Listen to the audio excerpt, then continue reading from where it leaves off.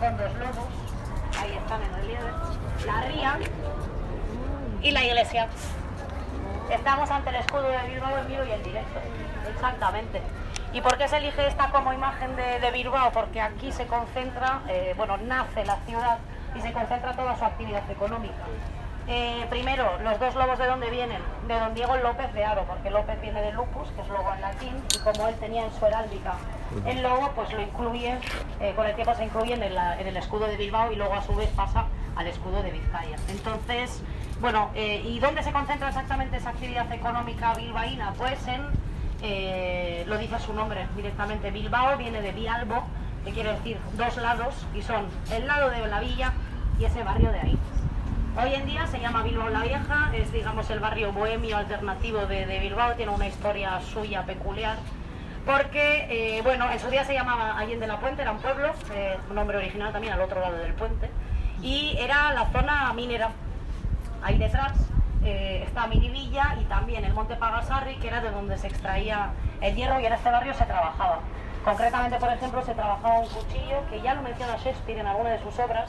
No sé si alguien ha leído El Hobbit de Tolkien, pero bueno, Bilbo Bolsón le regala a Frodo también un cuchillo, ¿no?, que se llama Bilbo, pues es un cuchillo que se hacía aquí, o sea, es algo real. Asimismo, aquí lo que teníamos era el mercado, aquí estaba el puerto, o sea, que aquí llegaban los barcos, y lo que solíamos hacer, aquí nos llegaba también un producto, importantísimo, que durante mucho tiempo fue el producto más importante, que nos llegaba de Castilla, que eran las lanas de Castilla.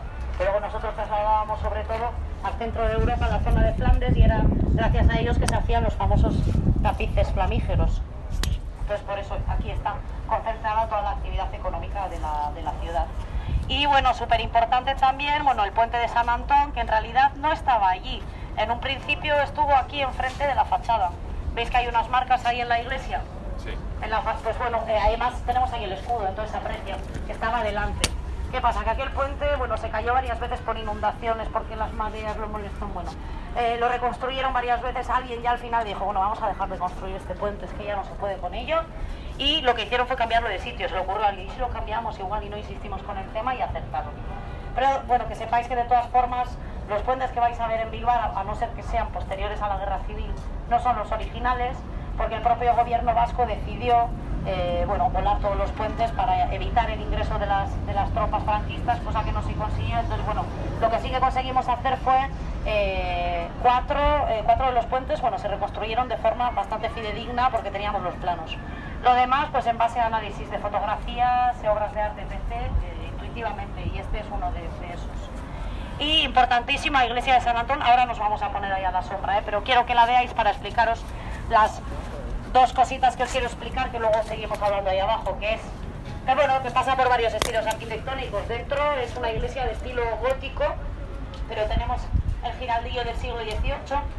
Tenemos ahí abajo, como veis, también unas saeteras, que son estas ventanitas así estrechas, que son típicas del prerrománico y el románico, porque todavía nos ha inventado una cosa que ahora os comentaré, y entonces no se pueden abrir los muros. Entonces las iglesias, por eso, de ese estilo arquitectónico, son más íntimas y más oscuras. Después se inventa eso de ahí, que es ese arco que va de muro a muro, que son los arcos arbotantes, se inventan en el gótico, y lo que hacen es trasladar los pesos, de forma que así puedes abrir el muro y poner las vidrieras típicas del gótico.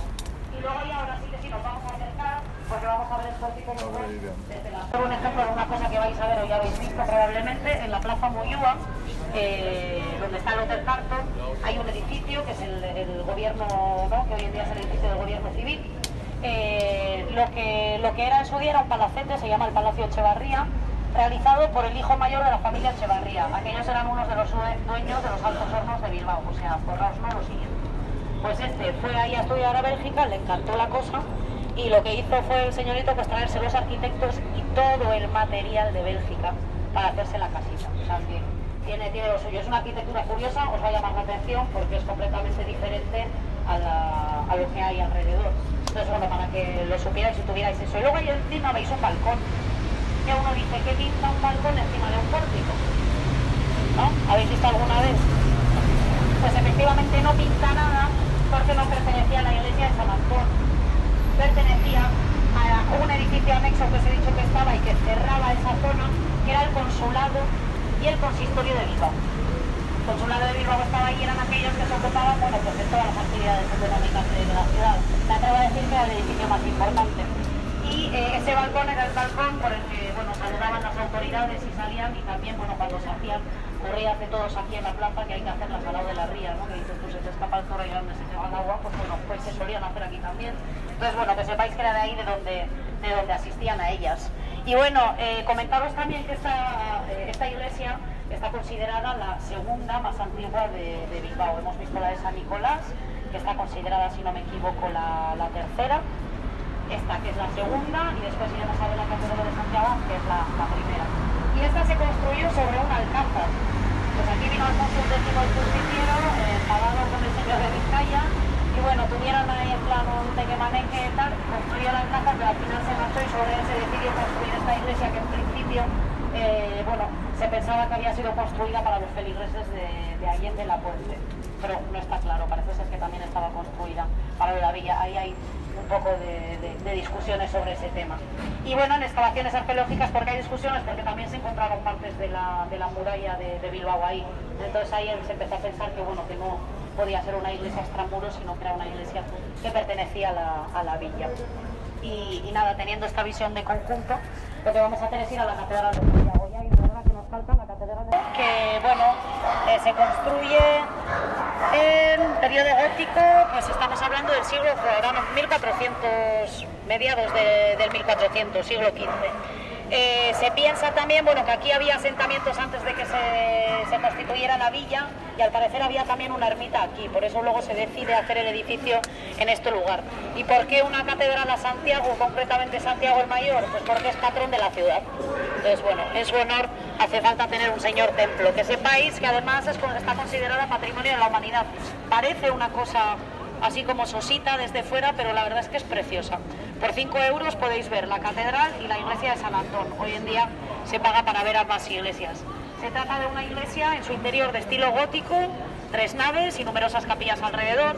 Tenemos también un claustro de estilo gótico tardío y, bueno, tenemos esta portada que es también de estilo, este pórtico, perdón, que es de estilo renacentista, le llamamos la portada del pórtico. Después tenemos la portada de la fachada principal y dando la vuelta al edificio nos encontramos con la portada del Ángel, que bueno, está siempre cerrada, es como más pequeñita, y lo curioso es que el tímpano, en vez de tener esculturas, tiene decoraciones, así como medio vegetales. Entonces, bueno, es una cosa un poco diferente. Y esta fachada, pues es, bueno, para lo que es la iglesia es relativamente nueva, porque es de 1890. Con anterioridad lo que teníamos aquí era una fachada de estilo barroco con 2 torres. Pero esa segunda torre que estaba ahí presionaba con 2 torres. Pero esa segunda torre que estaba ahí presionaba los cimientos del pórtico. Por eso, no sé si se aprecia muy bien, está un pelín ladeado. El terreno es más húmedo, un poco más inestable, así que fue hundiéndose un poco. En ese caso los bilbaínos no fueron tozudos, no insistieron con la segunda torre, y cuando construyeron bueno, pues esta nueva fachada, prescindieron de ella. Esta fachada es de Severino de Achúcarro, que es un arquitecto bilbaíno de mucho renombre, y bueno, se decide por el estilo neogótico, como veis. ¿Por qué? Bueno, hay varias razones, pero sobre todo por 2. Por una, porque bueno, el interior es gótico, así que hay un continuum filológico, ¿no? Y por otro lado, porque es un guiño al hecho de que esta también es iglesia de peregrinación, y las iglesias de peregrinación del camino francés en general, pues son de este estilo. Y como aquí estamos también en el camino del norte que lleva a Santiago, pues nos recuerda que se trata de una catedral de peregrinación. También se considera San Antón iglesia de peregrinación. ¿Por qué? Porque tienen varios elementos estructurales que son también típicos de las iglesias de peregrinación, que os voy a comentar para que luego, oye, podáis reconocer en otras también, por si no los conocéis. Por un lado, la girola, que es un pasillo alrededor de la cabecera en la planta baja. ¿Por qué en la cabecera? Porque ahí suelen estar las reliquias y es donde más gente se acumula, así que necesitas extender ese espacio. Y luego el triforio, no todas las iglesias lo tienen tampoco, claro, es ese pasillo alrededor de la cabecera y de la nave central, cubierto, que servía para poner a dormir ahí a los peregrinos. Pues pensaban que alejándolos de los feligreses no iban a contagiar de esas enfermedades que iban cogiendo alrededor del camino. Hoy en día sabemos que no funciona para nada así, pero la hemos mantenido. ¿Y cómo es? Bueno, pues tenemos este paseo central aquí, que se aprecia perfectamente. Tenemos otro paseo ahí abajo y un tercero ahí arriba. No se aprecia muy bien ahora, pero bueno, tenemos 3 paseos diferenciados. Esta es la pregunta fácil: ¿por qué creéis que hay 3 paseos diferenciados? Luego me pongo ahí un poco capullina, que digo yo. Clases sociales, ¿ves? Así os emocionáis y decís, esto me lo sé, y luego no. bueno, eso es por... Sí, oye, bueno, ya veremos. Por ahora va bien. Pues sí, 3 paseos y como veis pues el paseo central, que es más noble, ¿no?, más arbolado, es el paseo de los señoritos, que era el reservado para la burguesía y los estudiantes de la ciudad. Después ese paseo de ahí abajo es el paseo de las alpargatas, porque claro, teníamos ahí la zona de muelles, pues el paseo reservado para los trabajadores, y alpargatas porque era el café que llevaban. Y ahí arriba el paseo de los curas, reservado al paseo de los curas, a los curas de San Nicolás de Bari. Comentaros que los únicos que se libraban del mal olor eran los que paseaban por el centro, porque os podéis imaginar hasta las labores de drenajes y toda nuestra industria gira alrededor de la ría, cómo olía aquello. Y esa calle de ahí, que hoy en día se llama Viuda de Palza, en su día se llamaba la calle de las Estufas, así que os podéis imaginar también los curas, todo el humito que les llegaba y lo bien que olía aquello, que yo siempre digo, bueno, tierra católica por tradición, ¿no?, que es la vasca, qué mal nos hemos portado con ellos, pues quién sabe el por qué, pero eso es así. Y luego, como no, como os he dicho, pues hace falta un kiosco de música, que tenemos ese, que es un kiosco precioso, es una reconstrucción de aquel que se hizo a principios del siglo XX, porque cuando se hace el parque lo que teníamos era un kiosco más parecido a los demás que tenemos en España en general. Un kiosco de estilo romántico, pues con su techo y las columnas alrededor de todo el perímetro para sujetarlo. En este caso los bilbaínos pues están que lo petan, y como quieren demostrar que están al nivel de grandes ciudades europeas como Barcelona, París, Londres, pues se suman a todo ese, ¿no?, pues toda esa nueva arquitectura, nueva estética modernista, etc. Y entonces lo que hacen es de pueblos o lo que sea, en cualquier lado vais a encontrar siempre Bersolari, siempre. Entonces, bueno, para que tengáis esas nociones. Sabemos porque la primera mención en los foros de Vizcaya es de 1453, o sea que lleva rato la cosa. Y al parecer, los primeros no eran los primeros, sino las primeras. Se habla de mujeres improvisadoras. Parece ser que iban de pueblo en pueblo y los aldeanos les daban temas y ellas improvisaban sobre esos temas. Porque ¿cómo funciona? Pues bueno, son improvisaciones a tema y suelen ser, bueno, en general se hacen pujas entre 2 personas, también puede ser entre más, pero bueno, en general entre 2. Entonces, bueno, eso poco a poco, tampoco sabemos muy bien cómo, pero va cambiando.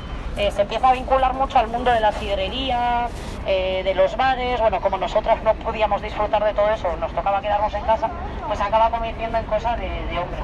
Y en general, bueno, gente de extramuros, que habla solo euskera, no, pues, en general es así porque siempre en euskera. ¿Qué pasa? Que esto va cambiando poco a poco, siglo XVIII ya se empieza a considerar que es una actividad, bueno, cultural, porque sabemos que hay ayuntamientos que empiezan a organizar ellos mismos pujas, mientras que otros las castigan. Hay una relación un poco ambivalente con el tema. Llegamos así al siglo XIX, que lo que había sido siempre tradición oral pasa a ser también tradición escrita, por una razón muy concreta, las guerras carlistas. Porque aquí las guerras carlistas, digamos que bueno, siempre había habido problemas durante siglos, ¿no?, desde que se constituyen las villas y están las anteiglesias que os he comentado antes. Bueno, siempre hemos tenido problemas jurisdiccionales con ellos, porque pues porque la gente de las villas tiene unos privilegios que la gente de extramuros no tiene, etc. Entonces, bueno, ¿qué pasa con las guerras carlistas? No me voy a alargar porque esto sabemos que son clases de historia larguísimas.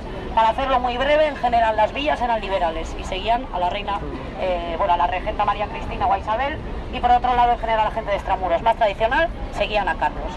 Y lo que pasa aquí, pues bueno, empieza esa división entre los vascos y se usa el bercho como reivindicación política. Se empieza a escribir para influenciar, ¿no?, un poco a la gente de las personas. Llegamos así, bueno, comentaros también que Bilbao fue sitiada 3 veces y las 3 veces resistió a los carlistas, para que tengáis así nociones generales.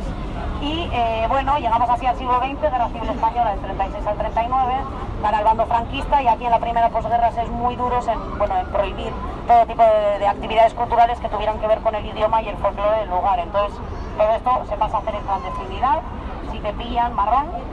Y bueno, es una cosa que se empieza a enseñar en las casas. No se enseñan las casas, son tradiciones un poco familiares, también lo del idioma, porque como durante años no se pudo enseñar, por lo menos en las instituciones, pues bueno, son cosas que se aprenden en casa.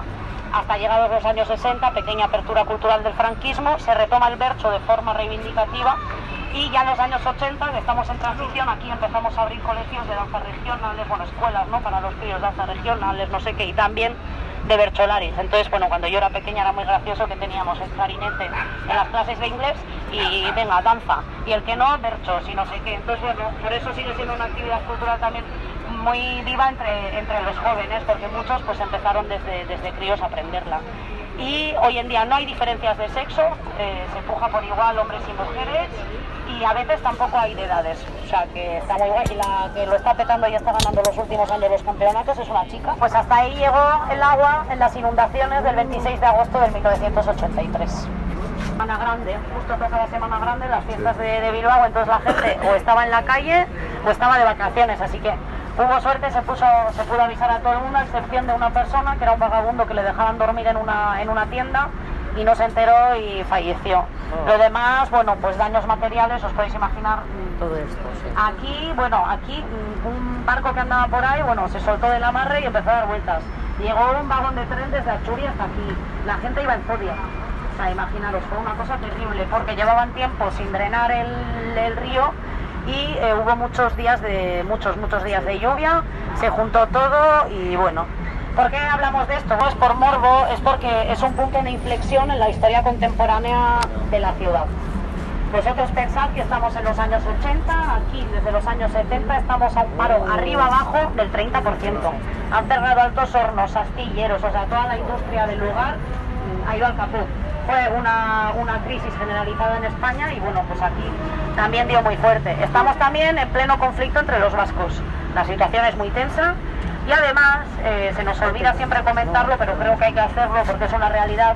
Hay que hablar también de la generación perdida, todos aquellos jóvenes que empezaron a consumir heroína y aquí, bueno, pues también dio muy fuerte, todas las familias estaban muy tocadas. Esto fue pues ese tocar fondo de Bilbao.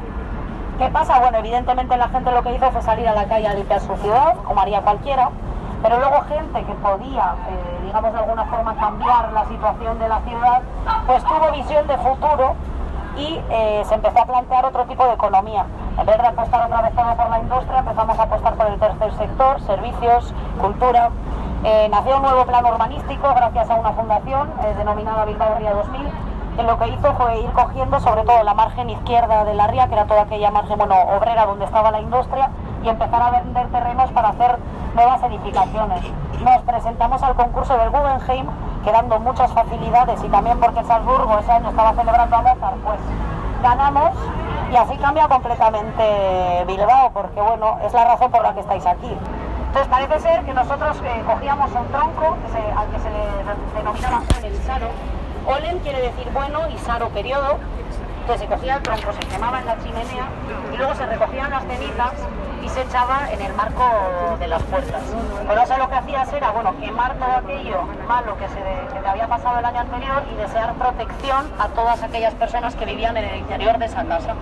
De ahí que nuestro lenchero venga lleno de ceniza, que sea carbonero también tiene que ver con nuestra industria minera y bueno, de ahí también que en muchos lugares, en muchos pueblos del País Vasco, los niños el 24 hacen este muñeco del olenchero con paja y luego le dan fuego para rememorar aquello. Entonces, bueno, era una cosa que quería que supierais porque no se nos traumatiza gratuitamente. En Bilbao ya es otra historia, porque en Bilbao tenemos a un personaje que también va vestido de aldeano, con las ropas tradicionales del lugar.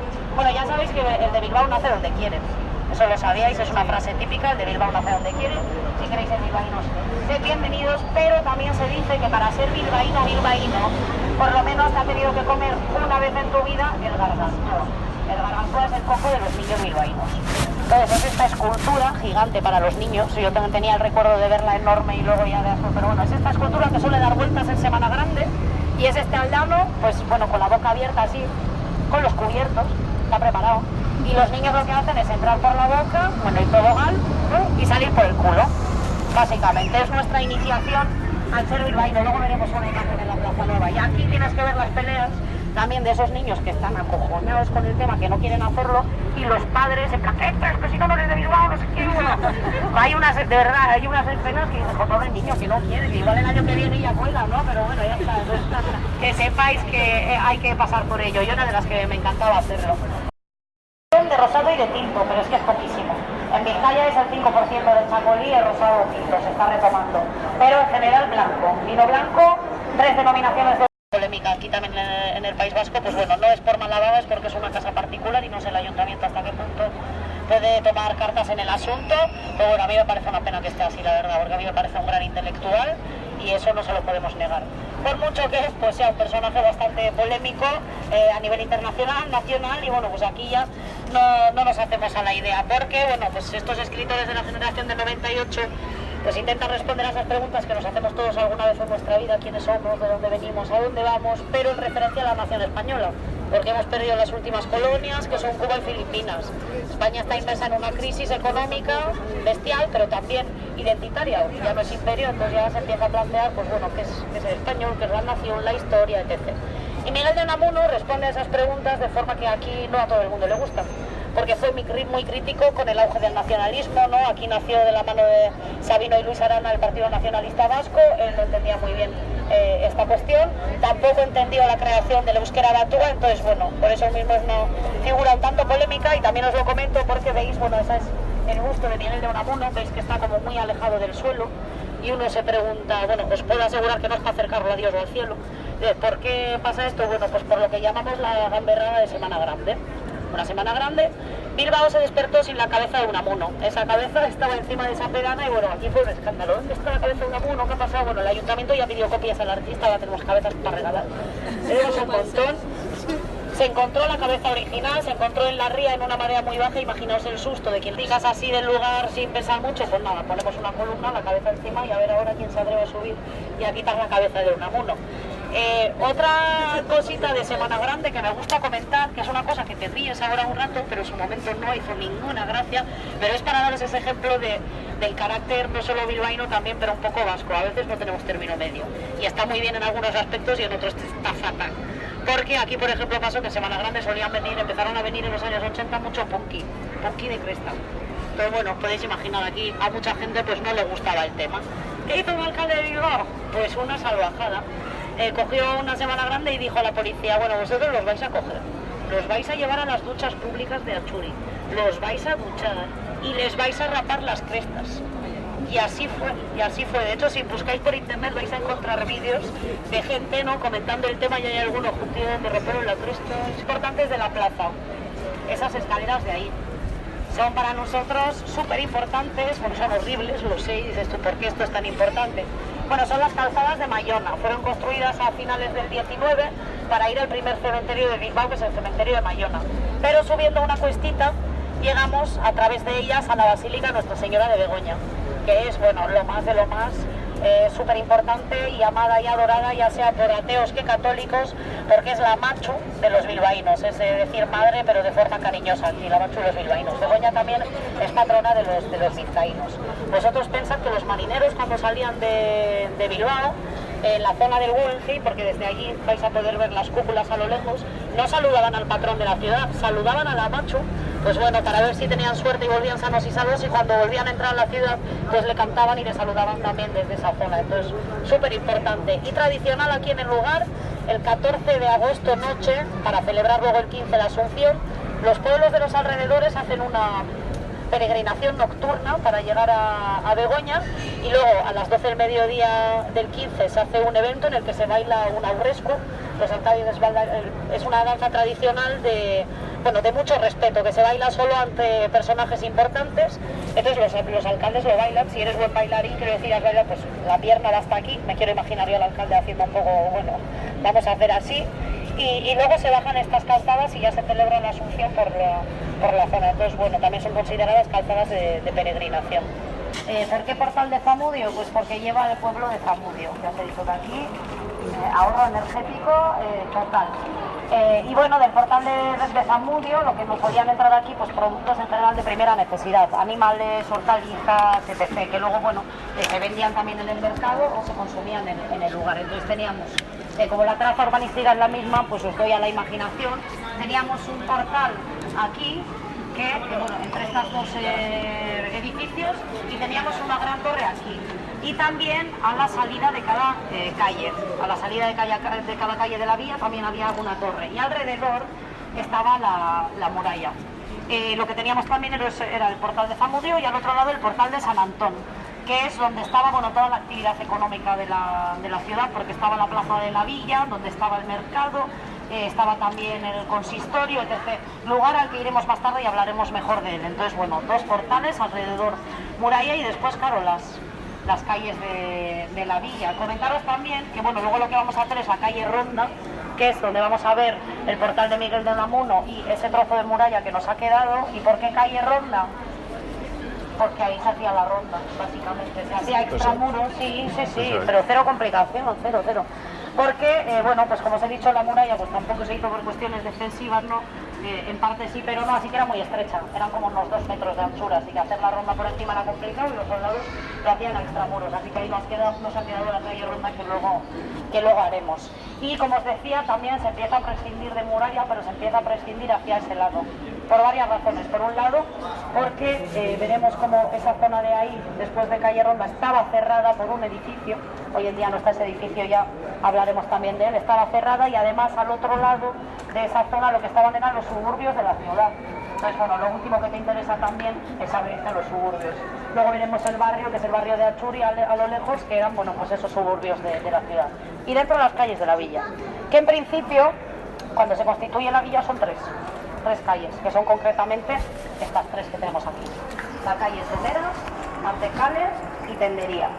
Y a la de 80 años más o menos, ¿no? Unos 80 años, pues ya se construyen otras calles. Se construyen ya después de la Catedral de Santiago. Vemos aquí una especie de pórtico, luego pasaremos por ello. Bueno, pues hacia el otro lado están las otras calles que se construyen a la de 80, 100 años. Entonces, complicación para los nombres, cero patatero, ya os he dicho, calle Somera, calle Mayor, Acecale, que quiere decir entre calles, Tendería, que podría haber, tiendas, vale, bastante bien, Velocicale o pesquería, creo que ahí también ya llevamos, carnicería vieja, matadero, sí, y luego tenemos 2 que los bilbaínos agradecemos que fueran solo 2, porque si no seríamos bastante ridículos, porque una se llama Barrencale, que quiere decir la calle de abajo, y la otra es Barrencale Barrena, que es la calle de abajo de la de abajo, y esto podría haber sido, pues se podría haber eternizado, pues nada.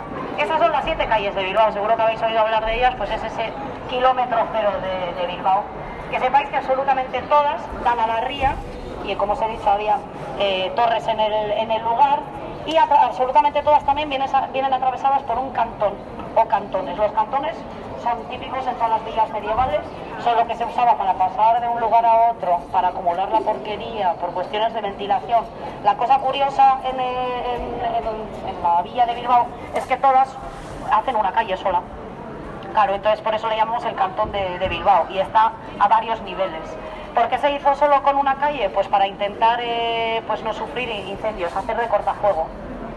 Cosa que no funcionó muy bien, sinceramente, porque tuvimos varios incendios a principios del 16. La verdad es que aquí, con lo de las catástrofes, inundaciones, incendios durante siglos de Bilbao, cuando se empezaron a construir los nuevos edificios también, a través de ellos accedía, pues a través de una ventanita o una puerta, a las cárcavas. Las cárcavas son estos espacios súper estrechos que seguro que habéis visto en otros edificios, aquellos que siempre digo que se comen un calcetín, la braga y nunca la recuperas, pues esos son, que servían, bueno, y siguen sirviendo para ventilar los edificios y también para refrescarlos, porque ahí se echaba agua y así, bueno, pues se refrescaba el lugar. Para que lo supierais, que también hoy en día se usa para eso. Pues el mercado más grande de Europa, y lo sigue siendo. Me explico. Algunos dirán, porque siempre ponen el ejemplo de la boquería es más grande, digo ya, pero la boquería es un mercado cubierto. Esto es un edificio para albergar un mercado en su interior. Entonces, en el sentido de que como edificio es el más grande de Europa. Y bueno, como veis está bastante reformado, porque os he enseñado una imagen de esas inundaciones, pues ese edificio que se veía en alto, pues era este de aquí. Entonces estuvo cerrado durante unos años. Y luego se volvió a abrir y bueno, cerraron una ala mientras trabajaban en la otra, etc. ¿Qué pasó? Pues entre los destrozos de la inundación, entre que la gente empezó más a ir al supermercado, ¿no? Hoy en día tenemos el mercado de Abastos, que es el mercado de la Ribera. Bueno, comentaros que fue un mercado no cubierto durante más de 500 años, que tiene tela en Bilbao, por lo que era un antiguo manera como que se guardaban botellas de vino. Sufrió un incendio y entonces el interior se quedó destrozado, pero bueno, pues había que respetar el exterior, era un edificio de Ricardo Bastida. Y bueno, es el edificio que se le ofreció, por ejemplo, a Frank Gehry para hacer el Monte, pero como él quería hacer algo desde el principio, pues no lo aceptó. En cambio, luego sí que lo aceptó Philip Stark, diseñador industrial, que lo que hizo fue, bueno, transformar completamente el interior, y es como un espacio diáfano, completamente contemporáneo, con columnas todas diferentes, no sé si habéis estado. Bueno, es un centro cultural, entonces tenemos ahí biblioteca, gimnasio, tal. Y una cosa curiosa es, por ejemplo, el gimnasio tiene piscina y si tú estás debajo ves a la gente nadando en la piscina. Es de verdad una cosa preciosa, tenéis que ir a verlo sí o sí, y está muy de moda la terraza. Dicen que la terraza es estupenda para tomarse un gin tonic, o sea, también os comento para que vayáis, pero esto es para ver sí o sí. Y ahí, pues bueno, se respeta toda la fachada exterior. Ahora, aprovechando la situación, que os doy estos 2 tips de arquitectura.